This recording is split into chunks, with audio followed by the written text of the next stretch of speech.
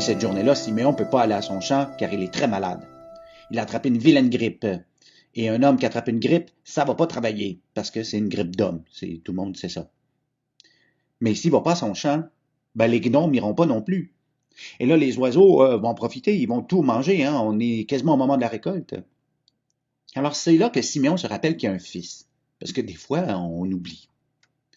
Alors, il appelle son fils. « Mon garçon! Mon fils! Bleu! » Ouais, c'est comme ça qu'il l'avait appelé. Bleu. Parce que son fils était vraiment laid.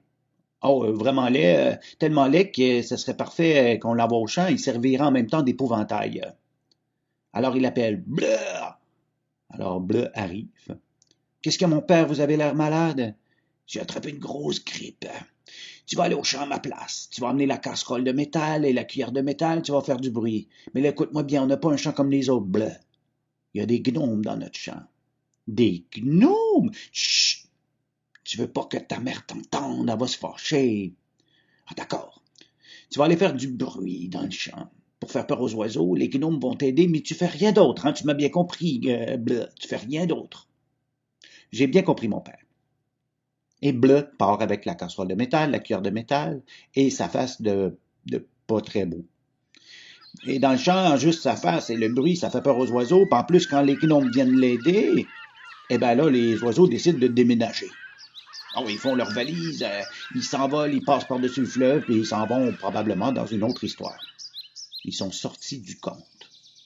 C'est loin, ça. Mais là, Bleu, il sait plus quoi faire.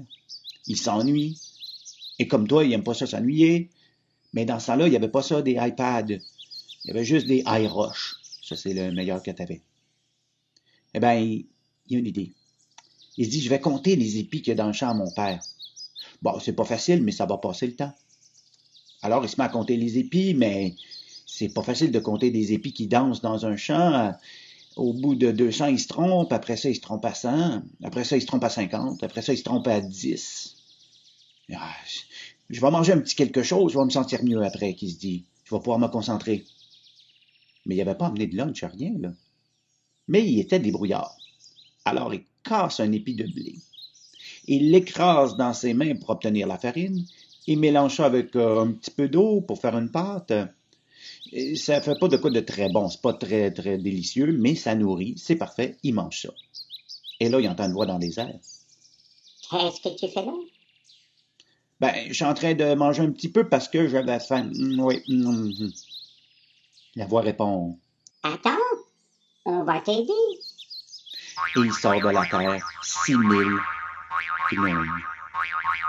Tous plus affamés les uns que les autres, qui se mettent à casser les épis, à les écraser, à les mouiller et à les manger.